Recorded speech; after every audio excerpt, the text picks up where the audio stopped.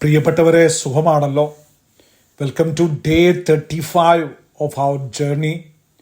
ഇന്ന് മത്തായിയുടെ സുവിശേഷം 17 അധ്യായം 1 മുതൽ 9 വരെയുള്ള തിരുവചനങ്ങൾ നമുക്ക് ധ്യാനിക്കുകയും പഠിക്കുകയും ചെയ്യാം. The transfiguration. ഒരിക്കൽ ഒരു കൽക്കരി കഷ്ണം, എ പീസ് ഓഫ് കോൾ, കരഞ്ഞു, എൻ്റെ ജീവിതം മുഴുവൻ കറുപ്പും ഇരുട്ടുമാണ്. അപ്പോൾ മണ്ണ് പറഞ്ഞു, നീ വെറുതെ ഇരുന്നാൽ എന്നും കൽക്കരി ആയിരിക്കും.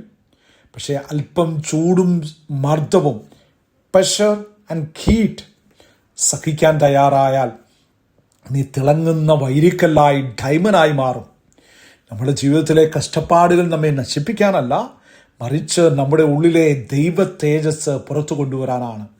Transformation requires the fire of faith. ഈ വചനത്തിൽ നിന്ന് നമുക്കിന്നൊരു പ്രധാന കാര്യം പഠിക്കാം. പർവ്വത മുകളിൽ നിന്ന് താഴ്വരയിലേക്ക്, from the mountain to the valley. Tabor മലമുകളിൽ യേശുവിൻ്റെ മുഖം സൂര്യനെ പോലെ പ്രകാശിച്ചു. ശിഷ്യന്മാർക്ക് ആ വെളിച്ചത്തിൽ അവിടെ തന്നെ ഇരിക്കാനായിരുന്നു ഇഷ്ടം. They wanted to build tent and stay there. പക്ഷേ യേശു അവരെ താഴ്വരയിലേക്ക്, ജനങ്ങളുടെ കഷ്ടപ്പാടുകളിലേക്ക് തിരികെ കൊണ്ടുപോയി. പ്രാർത്ഥനയിൽ ലഭിക്കുന്ന ആ സന്തോഷവും സമാധാനവും നമ്മുടെ ഉള്ളിൽ മാത്രം ഒതുക്കാനുള്ളതല്ല, അത് ലോകത്തിന് നൽകാനുള്ളതാണ്. Prayer is for the mountain, but witness is for the valley. നമ്മൾ പ്രാർത്ഥിക്കുമ്പോൾ വലിയ സമാധാനം അനുഭവിക്കാറുണ്ട്. എന്നാൽ പ്രാർത്ഥന കഴിഞ്ഞ് പുറത്തേക്ക് ഇറങ്ങുമ്പം വീണ്ടും ദേഷ്യത്തിലേക്കും വിഷമത്തിലേക്കും പോകുന്നുണ്ടോ? ഇന്ന് പള്ളിയിൽ നിന്നോ പ്രാർത്ഥനാ മുറിയിൽ നിന്നോ കിട്ടുന്ന ആ സ്വർഗീയ സന്തോഷം നമ്മുടെ കുടുംബത്തിലേക്കും കൊണ്ടുപോകാം. പ്രാർത്ഥനയിൽ നമ്മൾ മാറണം.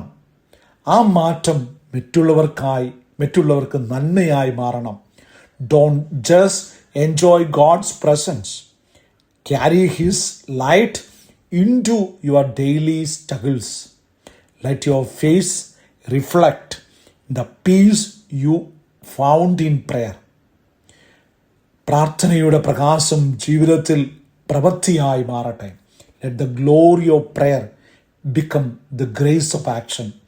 ഈ ചിന്ത നിങ്ങളുടെ പ്രിയപ്പെട്ടവർക്ക് ഷെയർ ചെയ്യാനും മറക്കരുത്.